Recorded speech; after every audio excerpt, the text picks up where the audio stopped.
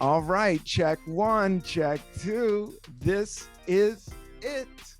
Welcome to the Cannabis Coffee Hour with your host, me, Rob Cantrell. Oh man, I got an exciting episode, a great episode. We're going to talk with a very talented, good friend of mine. He actually did the logo, this brand new dope ass a grasshopper logo.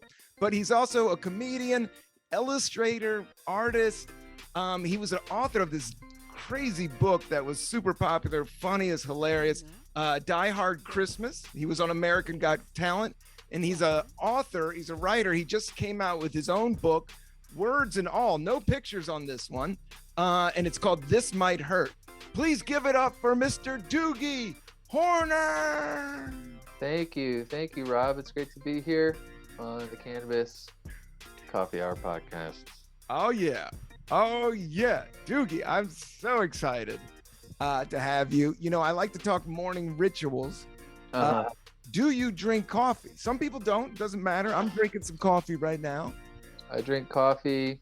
My wife drinks coffee. This morning she woke up kind of late, and she almost like she couldn't get out the door because she didn't have time to drink her coffee before she had to get dressed and find her keys and everything, and she was struggling because she hadn't had her coffee yet. I know, man. It is war out there when you wake up with the coffee. Like I do a French press cold brew. Ooh. But I do it the night before. Always do it the night before, and then I have a jug of it ready to go right when I wake up. Yeah, ready to roll. We got an ice maker in the joint. So wow. In the refrigerator. You were wealthy. Yeah. Not we're in wealthy, but we have an ice maker. Is that wealth? Here's my prediction. You know how ice trays or ice makers? For a long time we were fine with normal ice cubes, and then at cocktail bars they came out with those giant ice cubes, and then they came out with the giant round ice cubes. Here's my prediction for the next ice cube fad. Diamond shaped. Ooh la la. And I don't think it'd be that hard because it's a variation on a square. Well, I guess square ones would be diamond shaped if you just turn them sideways. But I mean, like shaped like a.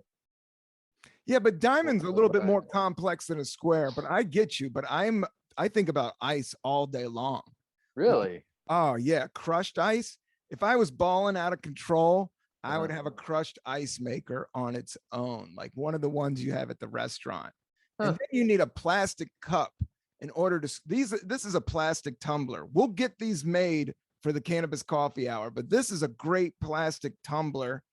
I'm not doing, iced coffee does have a lot of trash and plastic. In my young 20s in Williamsburg, just crushing those fucking, plastic things, man. You power through 3 of those. Yeah. Killed, a family of squirrels in about 3 hours. So yeah, crushed ice. I love slushies. I just love ice, but my wife doesn't even like ice in her drink. Where do you really? Yeah, where do you are at? She likes room temperature water. Yeah, I know. Is she from? She's Russian. She's got England? No. She's got.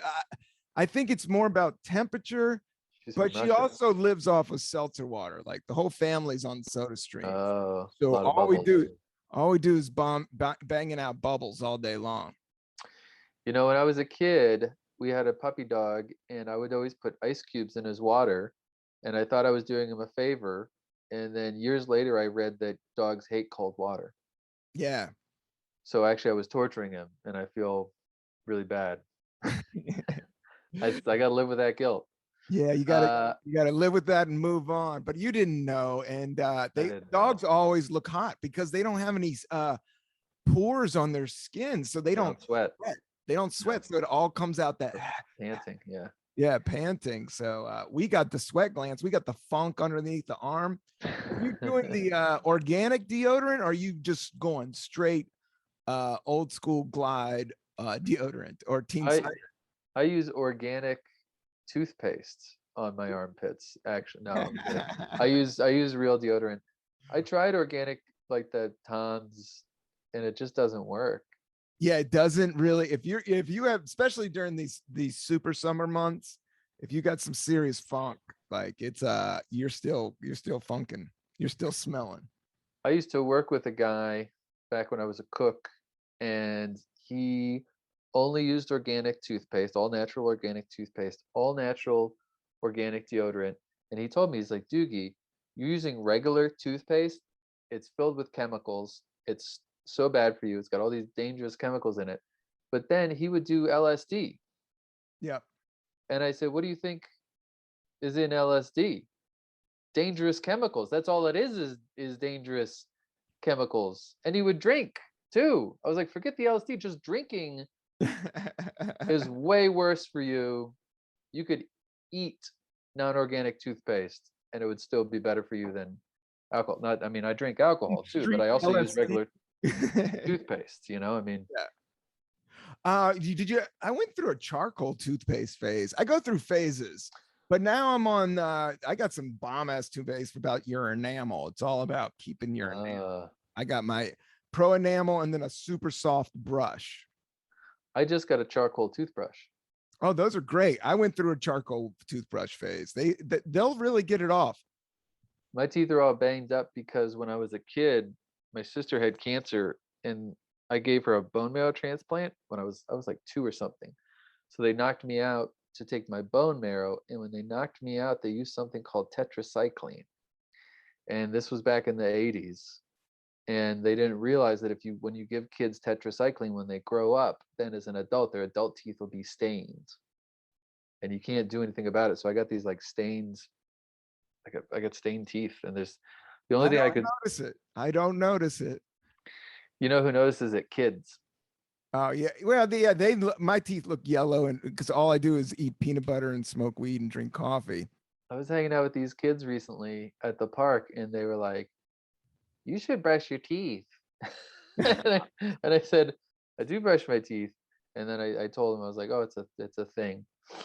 And then I saw the kids then a couple days later at the park, and the girl said the same thing to me. She goes, "Have you been brushing your teeth?" And so I was a little mad that time, so I got a little offended. I said, "Yeah, have you been brushing your teeth?" And she said, "Yeah." And I said, "Really? Because it looks like they're falling out of your head." Because she was a kid, she's losing her teeth. She goes, "They're supposed to do that." And I was like, "I don't know. You should talk to your dentist because it looks like they might not come back." I think the playground is so rough, dude. Playground's so rough, Doogie. Because you're from Philly, right? Philly, yes. Philly. And we will cut you. They will cut you. And you do have, like, my brother has a funky name. You must have took a lot of shit growing up with Doogie Horner. Did you take people making fun of your name, or what? Did they were making fun of your teeth, or were they never making fun of you? Nobody ever made fun of my teeth, and they didn't make fun of my name. What I get made I never noticed your teeth until you brought it up, and you have a beard, and I don't really look at dudes' mouths that closely. There you go. As you're straight, you're like, I don't even no, look I'm at not. men's faces. I'm looking at your beautiful cheekbones. Is what I'm looking at. No. I got made fun of for 2 different things. One, I was the only kid, so I get up to junior high. That's when the taunting starts.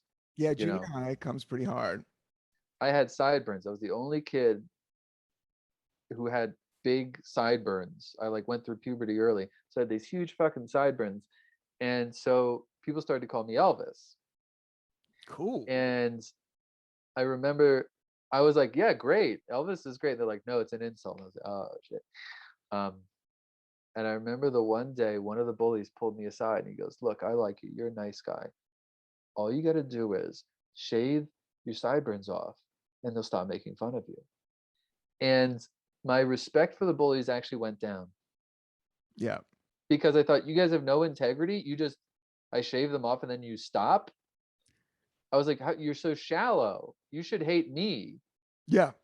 And it just shouldn't matter what I do. Even if I shave the sideburns off, you're like, no. It's you we don't like. Doesn't matter. We'll just come up with a new taunt. You're not Elvis anymore. Now you're Tom Jones, somebody without sideburns. Elvis, man, you had mutton chops as a kid, man. You looked like you were in a Huge. stoner rock band, man. It was not a popular. I don't know why I did it. Yeah, that's how you rock it when you're young. And then the other thing I got made fun of for, but it was weird. This was a nickname I only got on the bus. At school, the bullies would call me Elvis, but on the bus, I was wearing skids. Do you remember skids?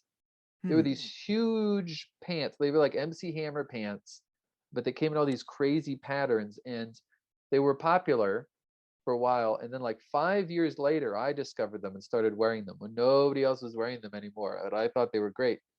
And then one day I got on the bus and somebody yelled at me. They're like, "Yo, Chuckles the Clown," from In Living Color. These are all references nobody will get. Yes. No. Homie the Clown. Oh, that's right. It was Homie. Well, they called me Homie the Chuckles Clown. I know all those sketches. I was that kid yelling at you. No, just kidding. And so then they called me Chuckles, and then they called me Chuck. And so Oh, the people wow. on my bus called me Chuck. The bullies called me Elvis. My friends called me Doogie. My mom was so upset. She was like, "Doesn't anybody? What is?" As I have many names. You got many names. Yeah, man. Some call me the Space Cowboy. Some call me the Gangster Love. Some people call me Maurice. I was called Cookie Head in high school. Cookie Head? Yeah. Why? Because I love the movie Hollywood Shuffle. And there's a scene there about this breakdancer, and the sketch is called Death of a Breakdancer. And the breakdancer's name was Cookie Head. And so I would just recite all of the movie. I loved that film. I loved 48 Hour. I was kind of into film comedy, I guess. Huh. I liked Spike Lee, like it kind of that independent wave mixed with some SNL, mixed with early hip hop is kind of like, I would say, a lot of the genesis of my comedy and music and all the shit I do. You must have liked. Have you ever seen Hollywood Shuffle? No, I've never even heard of it. What is it? What? Hollywood Shuffle was by Robert Townsend, who went on to direct The Five Heartbeats. He was also in the film Soldier Story, but it was a black independent film that was made with Keenan Ivory Wayans, like some of the guys from Living Color, and a lot of actors in the late 80s, I would say. And it was like a blockbuster kind of cult classic. Hollywood Shuffle. Hollywood Shuffle. I don't know if it still holds up. It still has a lot of sketches. Like I would say it's like pre Chris Rock show. Like it's really early. Like it was really hip, like comedy at the time. But it really hip hop based, a little bit urban, but Robert Townsend has like kind of a theater background and a stand-up background. So it's a little bit higher end in terms of its humor and sketches and how it's filmed and shit. It's a great flick. Well, I'll check it out. I'll add it to my list. The next thing I got to watch is Murder by the Book, the very first the Columbo pilot. Oh, wow. Never saw That's that. what the television show is based on, is Murder by the Book, or? Well, that was just the first episode. Okay. That's just the pilot. It was directed by Steven Spielberg, young Spielberg. Oh, that is cool. And I'm a big Columbo fan, but I never saw that epi. So no. And then after that, Hollywood Shuffle. I saw the Columbo with Johnny Cash. That was the one I really. Oh yeah. Liked. That's a 2-part one. If anybody wants to dig in, I'm not a huge Columbo fan. The pacing's a little slow. But I love the name. For modern audiences. Yeah, for modern audiences, it's but his character acting is like top notch. Just get high and watch it. Yeah, that's a good way of doing it. Because he has the notepad, and he's but was he a real police? He was a real police officer, wasn't he? In the show? Yeah. Yeah, he's a detective. He's not like a vigilante or. I kind of this whole 80s private detective thing, like Magnum PI, but I was thinking about it. I was, what is a private detective? Like, it's just a hired dick. It's just like you hired some creep to creep out on somebody, man. Like, they're not even official. They're not even cops. They're not even security guards, dude. They're just randos that are just creeping through your shit. I had a friend that was a PI, and He said it's not very glamorous. He said mostly you just follow people, and he's like he said most of the people that hired him, they just want to know if their spouse was cheating. Yeah, it's mostly just like creepo. You Yeah, just follow people. creepo, but divorces, insurance fraud. You don't need a guy like that until you need a guy like that. Then you need a guy like that. Then you need a guy like that, and that's why those guys are around. Tell me about the Diehard Christmas book. That was would you say, if you're playing the Doogie Horner hits, things that you're kind of known for creatively was, mainstream would be American Got Talent. And then, but you also was a graphic artist, and then you sold this book. How did this all come about? The Diehard Christmas, and was it a graphic novel or a coloring book? Well, I always worked in publishing. I went to art school, and I always wanted to do book design because I like books. In Philly, isn't there a Philly art design school or something? Yeah, Tyler School of Art. Yes, is that where you went? Part of Temple. It's in North Philly. Yep. Yep. I got very that. Nice, very nice school. Liked it a lot. Yep. And then I got into publishing. Well, first I couldn't get into publishing at first. There were only 2 publishers in Philadelphia that do like creative, that do fiction and stuff like that. And so I couldn't get in at first. So my first job out of art school was designing toy packaging for Mattel toys. Cool. And then I worked at Running Press, and then I worked at Quirk, which were 2 different publishers in Philly.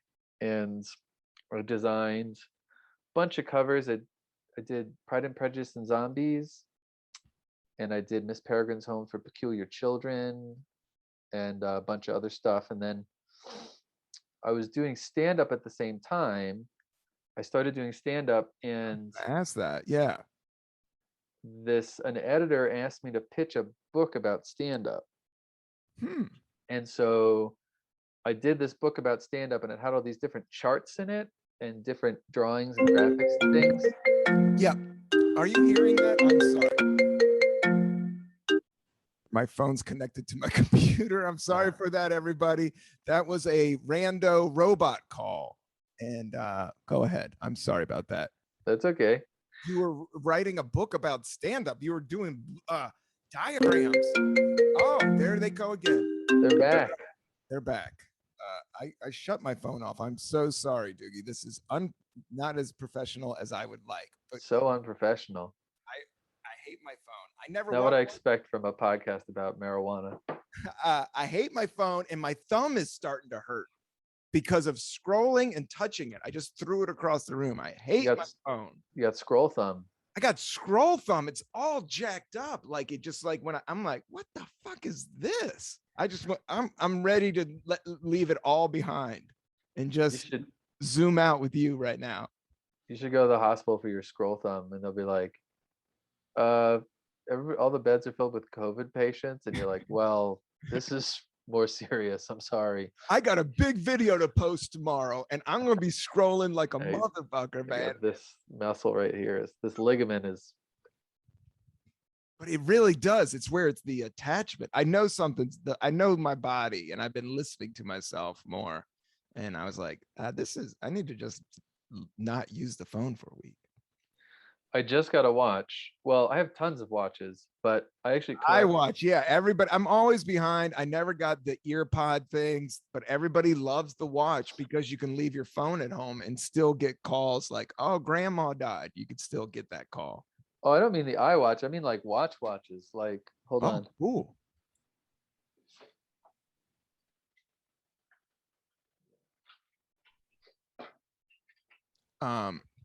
You're into watches. So I got a bunch of watches here. I have a bunch of swatches. This is I don't know if you can see that one. Oh yeah, classic 80s swatch. Classic 80s clear band. Social club. Let's rock it. Got this one. Ooh, caution sign. Caution. I got this one's kind of interesting. Numbers on the. Yeah, that's kind of European. This is the 80s right there. Boom. Look at that bitch. Oh, I got a shirt just like that color. That's a great purple and pattern, man. I got this one is a super skinny one. Look at that. Oh yeah. Barely there. But anyway, so it's barely there. So I started wearing a watch again.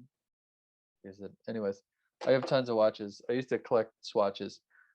I started wearing a watch again because I stopped wearing a watch. We all stopped wearing watches because we got our phone. You just look at the time on your phone.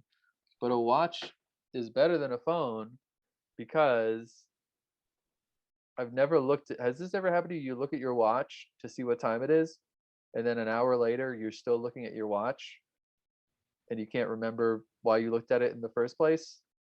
That never happens with a watch, and that always happens with my phone. And so that's why I'm wearing a watch again. So there's one less reason for me to pull out my phone and get totally distracted by Instagram or whatever. I know it drags you right in, but yeah, man, that's hilarious. It drags you right in, and yeah, go back to all the classic things, man. I use a guitar. I'm doing a coloring book. I got this adult coloring book that with all these Sharpies. That's what I did just to get off devices and whatnot. But please like and subscribe to this podcast right now and enjoy Spotify. Please pump it up in iTunes. I get more listens on iTunes. So remember to like and subscribe. But Doogie, these watches, this art, what's your and that's how you got into comedy. I want to get back into that because that was a funny origin story. So you were making serious rent doing art, which is kind of like when you go to art school and then you get like a legit job, those jobs have like insurance and shit. Like that's a good, strong leap for a young man. And to then venture into stand-up comedy at the same time must have been kind of odd. Well, I always just did stand-up for fun, and especially in Philly. And when I started, there was nobody was like professional about, like, all the comedians were weird old dudes that were telling crazy ass jokes. Just, it wasn't like today where it's a more established or accepted like career, and I think people have more of an idea of how to do it, and then like they do it, kind of have it to lead to another thing. You're like, I want to write, I want to act, or I want to be a professional. But at that time in Philly, everybody was doing stand-up was just like, this is it. I tell crazy ass jokes at the VFW. I do beef and beers. There was nobody wanted to do it. So I just did it for fun for most of my life. At the same time that I was also an art director, or making art, or making books, or making charts. For a long time, I made these crazy.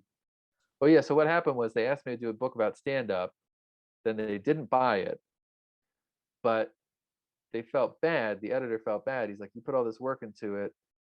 Let me hook you up with an agent. He'll try to sell it to someone else. So he hooked me up with this literary agent who at the time was Donnie Brasco's agent. You know Donnie Brasco? Yeah, I do. The mob informant. Yeah, man. The movie is one of the best. Yeah. This dude was the agent for Donnie Brasco, Joey Bananas. Oh yeah. The mob boss that killed all these people, And so he calls me up and he said, yeah, so I hear you got this book, and I looked over, it's pretty good, and yeah, I think I'm gonna sell it. Or I think he was like, I want to be your agent. And I said, okay, well, let me think about it. And there was this deadly silence on the other end. Wow. And he says, what the fuck is there to think about? I said, oh, you're right, I'm sorry. I'm about to hand you a check, is what he was saying to you. Yeah. Right? Yeah. Like, when agents in the book world, I'm getting my head around it, but you're talking like it's just normal. But it is an idea, and if you have the idea it's the same thing with movies and TV. But if the idea is good and it goes through the right channels, there's a check at the end of it. Especially if it's if they buy it. Yeah. Yeah. And so then he tried to sell it. Nobody wanted it. But HarperCollins said, we don't like the comedy book, but we like the chart you did. And I did this chart called the Universal Comedy Flow Chart, because I noticed like most comedians, our jokes are all about certain similar subjects. And so I made this big chart about all the subjects. And they said, can you do a book that's just all charts? And so I worked up a sample of what a book like that would be like, and they liked that and they bought it. So that was my first book that I did, which was everything explained through flowcharts. I don't have it on the Oh, shelf that's right now. awesome. I love a great flow chart. So that was my first book, and I did tons of charts for a while there. I did charts for like How old were you? Wired and Playboy and Fast Company and all these different Oh, that's awesome. McSweeney's. I don't know, 28? yeah, maybe 20s. And you got a book deal. You got a legitimate book deal. Like Mom and Dad, I just sold a book that people could buy. It's amazing. That's not that amazing. I know. I don't know. I think I know. I get it. There's like it's like music. You could self publish, and then there's other levels of independent publishing houses, and then the big dogs. The big dogs where you could buy a house. Oh, wow. You could buy a house by the beach or something. Well, I've never bought a house by the beach with any of my publishing money, but I have Dude, made a living. Let's talk about This Might Hurt a bit. This is all words, because you went like your graphic design artist. I'm sure everybody's listening to this is amazing. I love charts. I think on This Might Hurt, there it is, a beautiful cover. Is this the first full wordy word book? Oh, wow. That I wrote? Yeah. So you asked about a Diehard Christmas was like a kid's book, but it was not a kid's. It's like a fake kid's book. It's like a kid's book version of Die Hard. I remember seeing it everywhere at like hipster bookstore. Like it definitely hit. It was big. It was big in like Brooklyn, or like if you went to independent bookstore, it was definitely out like on one of the top main things near the register. Yeah, when it came out, it was #1 on Amazon. I felt bad. It bumped Hillary's book. Holy shit, Doogie! I had no idea. What Happens? And I felt like she was talking about the Amazon list, because you look at it, it was like my book, then Dog Man, then What Happens? And I was like, that's a good question, Hillary. What did happen? Was this before Donald or after? I think it was after.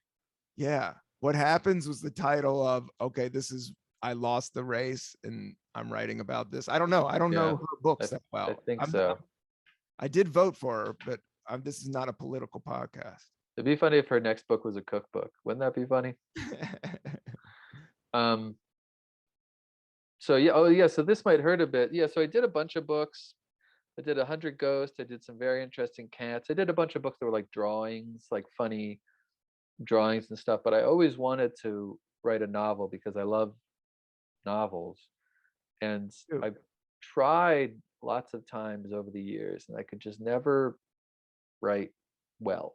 I could just never make it happen. And I don't know what, I just kept trying. And I finally, with that book, like something clicked. I finally figured out how to write.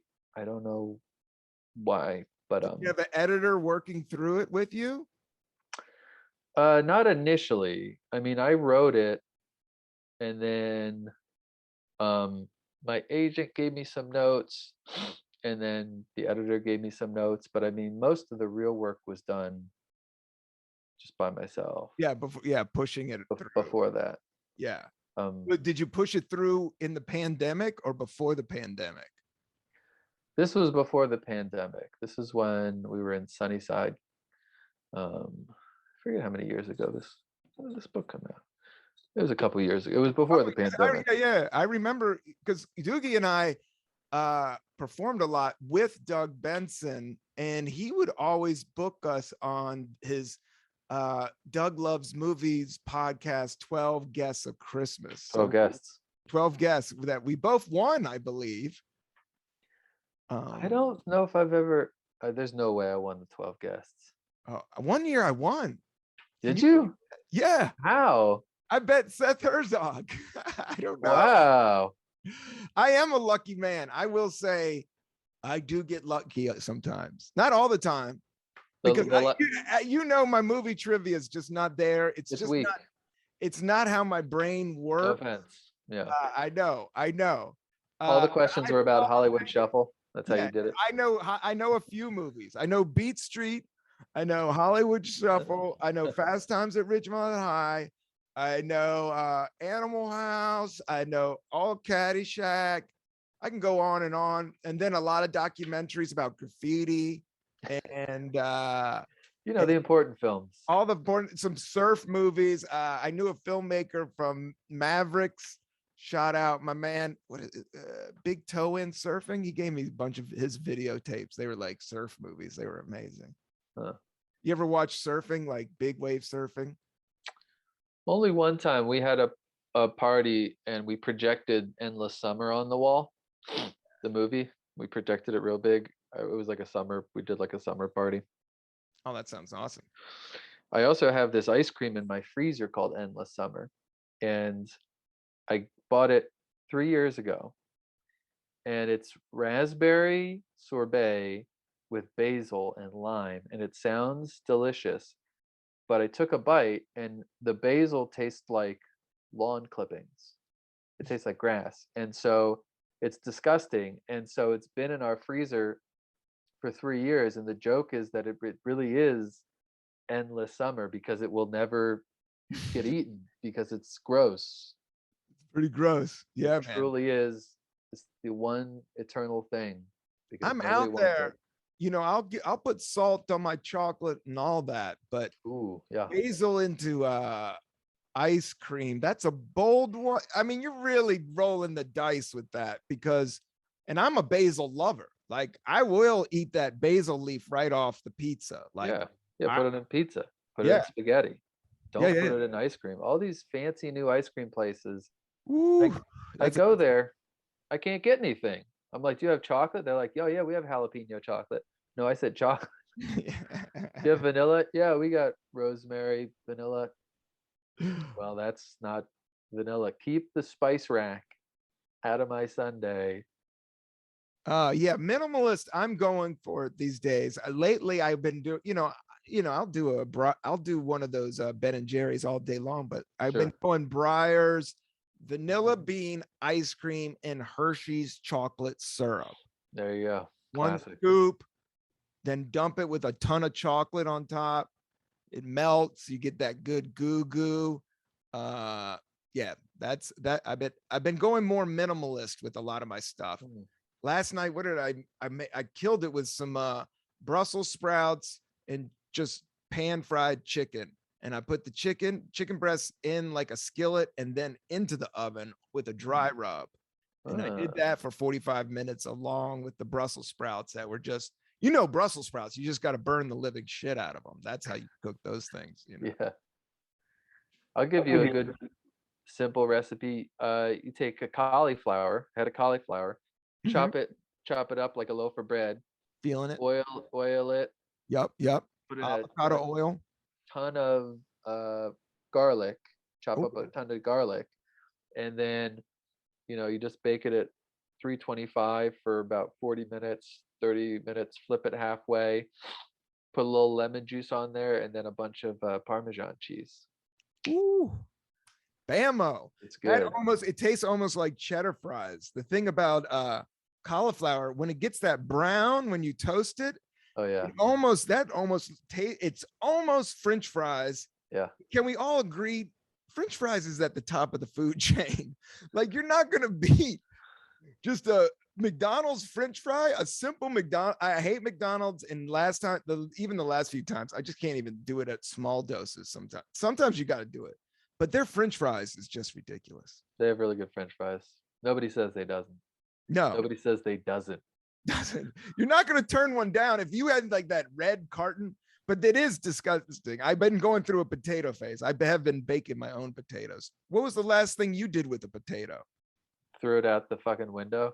Did it don't like start 'em. Yeah, Oh. it instantly. It started getting some roots. I don't like potatoes. You don't Sorry. like potatoes? Man, Doogie, you always do throw a curveball. You always do something that I don't expect. And Yeah. if you don't like potatoes, you don't like potatoes. I don't like potatoes. I dig it, man. I can. What do I? I'm not a big carb guy. The only carb I really eat is spaghetti, or I'll I've eat been going raisins. through penne and then some bow tie pasta lately. Bow tie pasta is like the fancy. I feel like whenever I eat it, I'm like, it's like wearing a bow tie. I feel like. You're about to do an interview with Tucker Carlson. Yeah. Yeah.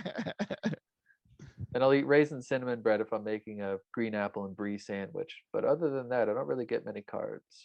Raisin cinnamon bread. Yeah. Toasted with butter. That can Green, go up a few notches. green apple. Oh, green apple. Yeah. I just had a Honey Crisp right before the interview and it tasted so delicious that I forgot to chew and I swallowed a big hunk of it. And then I was like, man, I really got to slow down. Like I You was gotta rushing remember to to do the chew. podcast. I had to move my car. So I had a bunch of things going on. And then I was like, and it was tasting good, you know, and a good apple, like around 10:30, an apple and peanut butter, like that just hits the spot.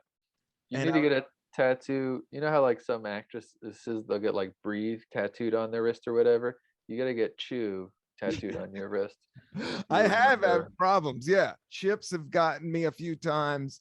I've swallowed some really sharp tortilla chips before. And Oh, not a good thing. I caught some salmon. Caught some salmon bones. Salmon rarely has bones, but I had a piece of salmon and then I caught them. You ever eaten fish and you didn't know about fish bones and then you just got wrecked? I don't eat fish. I have a mild allergy. Oh wow, I'm allergic to a lot of stuff. that's cool. Fish is one.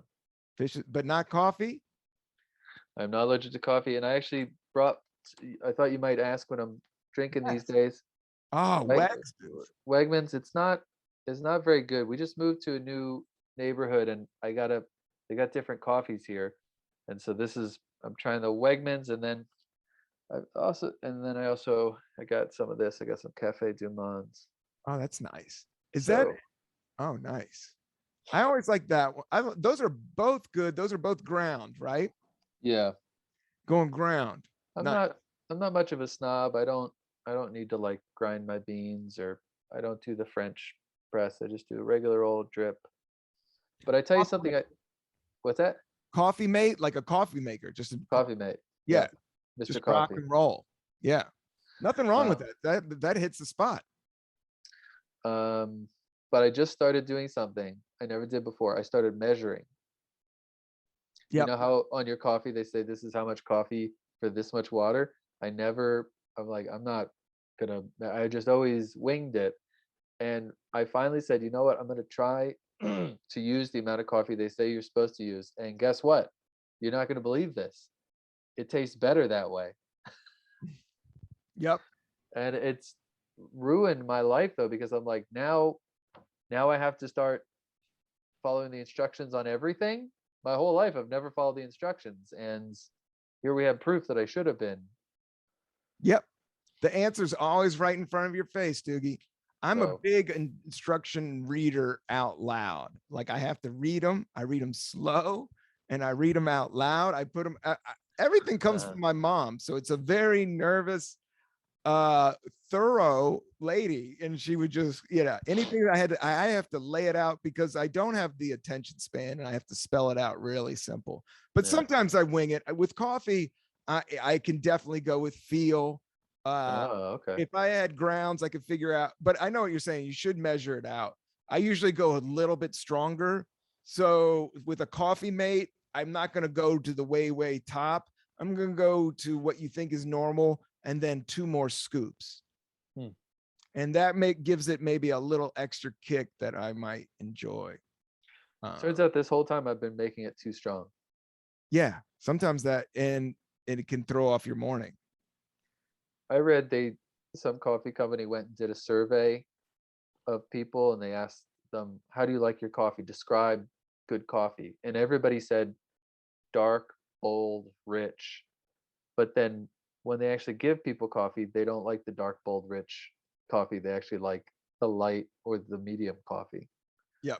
Nobody actually likes, the average person actually does not like dark coffee. But that's the word they use. Eating a lot of different stuff. Yeah. And a lot of it, you just want that caffeine. So maybe that just symbolizes a kick in the morning, you're looking for a little bit. I mean, a lot of it with coffee, but I think once you start getting older, you need the kick, and it's a healthy kick because they drink it in old folks' homes. People drink coffee forever. Yeah, I don't think it's that unhealthy, is it? Who says I it's think if it can fry your nerves if you drink too much, and some people have, everybody's built different. So Yeah, I got a friend that can drink coffee right before bed. She's got no problem. yeah, I've been in that zone. It matters how much I'm drinking. The older I get, the more sensitive I get to everything. So I Yeah. know my limits, but I do the cannabis coffee hour, and I like herbs, so it kind of balances that whole thing out. And I go out at night, and I don't drink alcohol, so it kind of, for me and my chemistry, it just kind of makes sense. Where are you with herb? Are you a fan of it? You're not a huge heavy smoker. I don't know. All those Doug Benson shows, yeah, sometimes, but maybe not that much. I've only ever smoked weed, I think, 4 times in my life, 3 or 4 times. I think twice on Doug Loves Movies, and then once with Trey Gallion, and then once with my friend Nick, and once or twice with Nick, and like that's about it. I've only smoked maybe 4 or 5 times in my whole life. Yeah, it's just not something that's on your radar. I just never, I started drinking late, and I got a good amount of drinking in my 20s, and I just never explored. I've never done any drugs other than I smoked a couple of times, and then I've been drugged twice.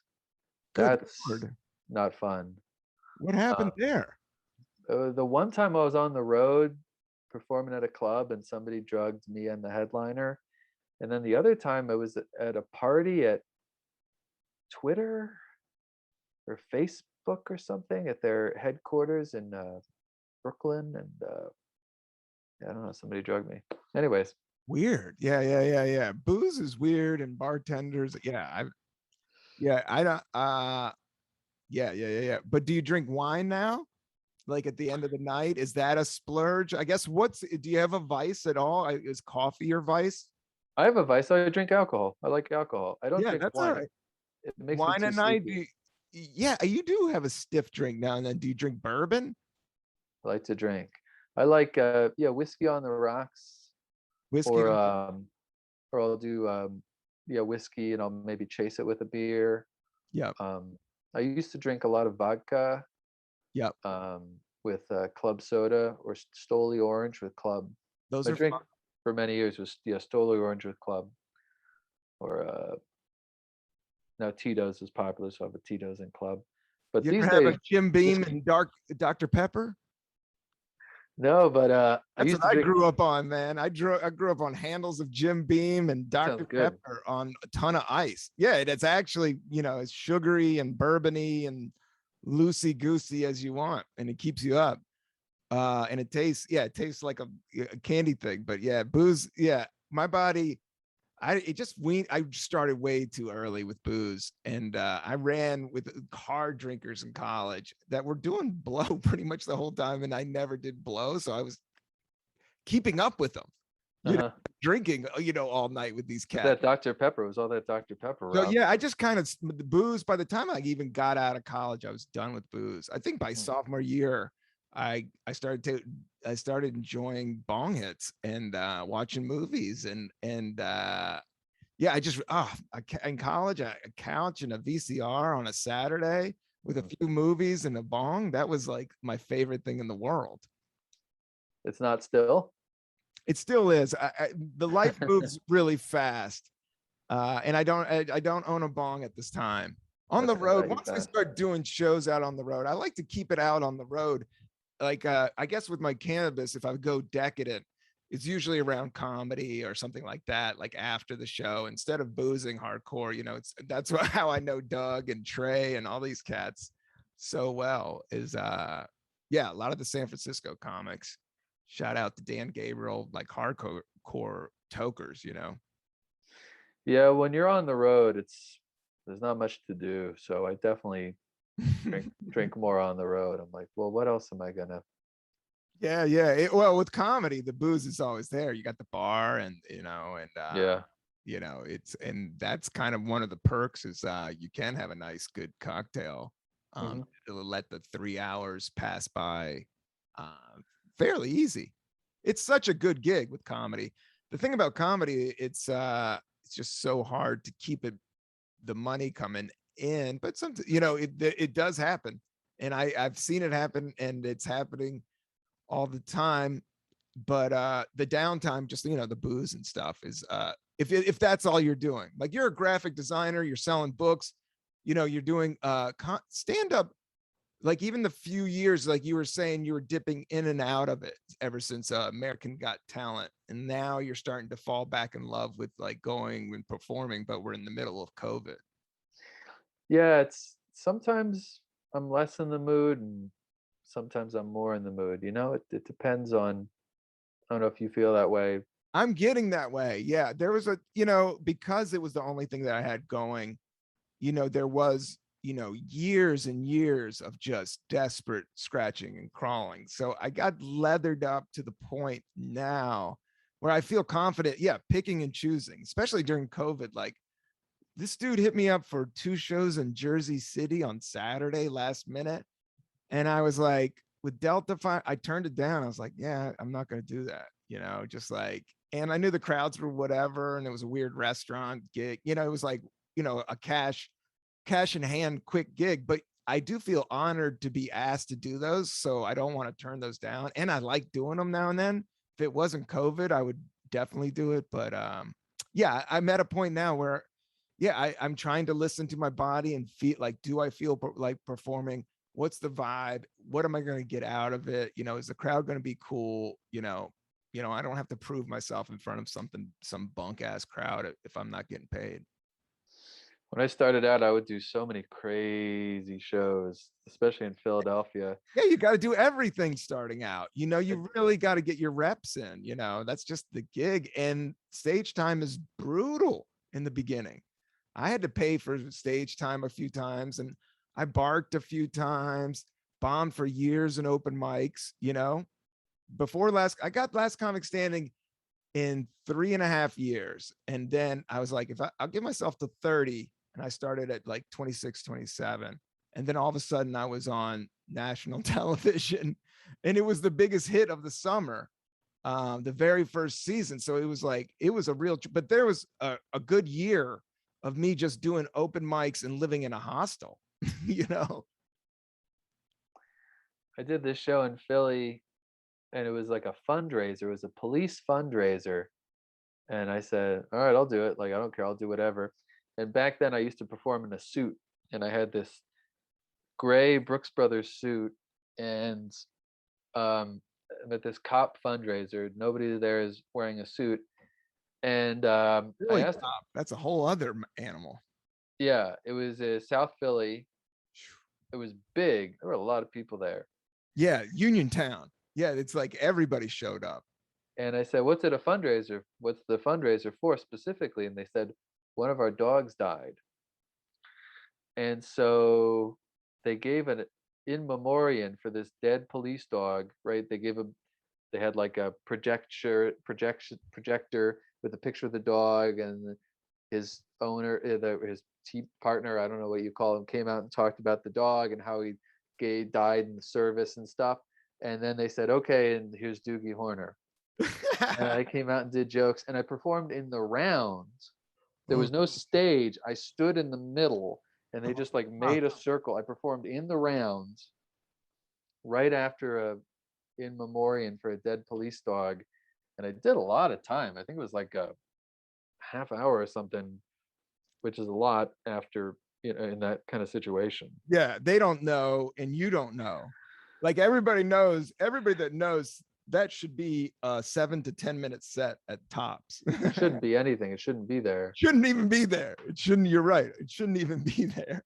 I did an hour inside a bank vault at a Del Frisco's Double Eagle Steakhouse while everybody was eating dinner. I did a lot of. How many laundromats? I got like 2 or 3 laundromats, dude. I've never done a laundromat. Oh, my second set. Brainwash, dude. I did the laundromat. I was the king of the laundromat open mic. Like, I became the big dog. Like, that's where I worked out. Mr. Spin. At San Francisco. It was called the Brainwash. It was actually a lot cooler than you would think, but they had a coffee shop and it had a little performance, and they would have like acoustic night, and people would play guitar or people would do weird spoken poetry or whatever. But they had a comedy night, but it was laundry. There was a whole section of it that was all laundry. And so, yeah, people would be doing their laundry while you're doing your my second set. I remember I bombed so bad. My first set, I killed so hard. Like I literally thought I was going to be on Saturday Night Live like the next week. Like I was like, After they stopping me. Oh. You're like, there's definitely a talent agent at this laundromat doing their. Oh, but this was the worst laundry. laundromat. This was it was called it was the open mic, and there was literally folding chairs in a weird place that had like AA meetings, and it was like the bottom of this little open mic ring. And it was called the Luggage Store, and it was on Market Street, and there was prostitutes out front, and you would go up and stuff. And it was like this, it was San Francisco in the late 90s. So yeah, I remember just being like a 25, 26-year-old dude, like, and stand-up, it was before the internet or Twitter. Like you just like, like well, I found stand-up, it was like finding jazz. Like it was like the coolest like underground scene, and all these really smart, cool people like Doogie Horner you meet, and you'd vibe with and do shows with. It was amazing. I always liked San Francisco as a comedy town. I always loved the Punchline. That's where I start. That's where I got my first check. I love the Punchline. It was a great club. I can't tell you how much pot I've smoked outside of that club. Like all the comics smoked herb there. And after the shows, the Sunday night epic showcase, if you're ever in San Francisco and you just want a general good night of comedy, every Sunday night at the good old Punchline, they'll have 10 of the best local comics sprinkled with a couple headliners that are laying around or in town, and it's just rips. Go check that out. Shout out to the Punchline in San Francisco. Last time I was there, George Wallace dropped in. Yeah. And someone was like, who's that guy? And I was like, it's George Wallace. What do you mean? Who is that guy? Jeez. He has the best Twitter game out there. I really like his Twitter. It's surprisingly good. Oh, it's the best, man. His Twitter game makes me want to not do Twitter. It's so good. Like people talk Rob Delaney all day. And I'm like, oh, yeah, but that's all he's like. George Wallace, I mean, Rob Delaney's funny and cool. I've met him and he's nice. I haven't seen him in years since he blew up from Super Twitter. But George Wallace, dude, that dude, he's a legendary comedian, everybody. If you want to follow my Twitter at Rob Cantrell. Doogie, give it a shout. Doogie Horner but definitely check out George Wallace's Twitter. He's killing it. Yeah, he's really funny.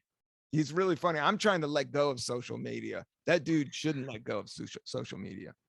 The whole point of social media should just be to follow George Wallace. There should be one person on Twitter. It's him. Just you him. Go on there. You see his tweets. It's always funny. It's always silly. It's always nonsense. Yeah, he's got the right attitude. He's got the right attitude. He just hits it just right. And then you get lost into Trump QAnon world. And then you have a headache and your thumb hurts. But you know, George Wallace won't let you down when it comes to comedy writing.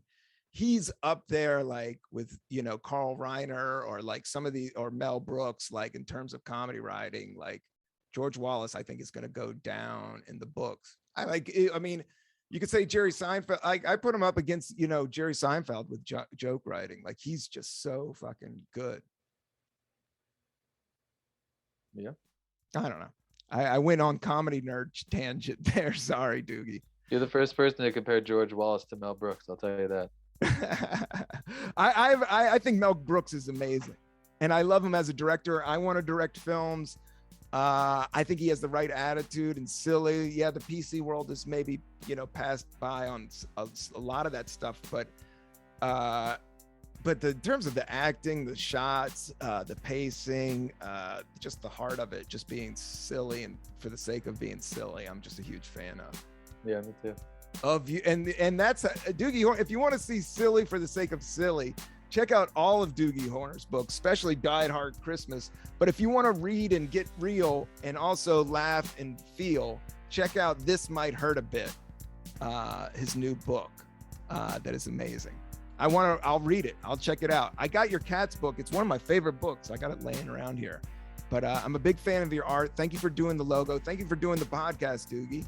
My pleasure, Rob. Thanks for having me.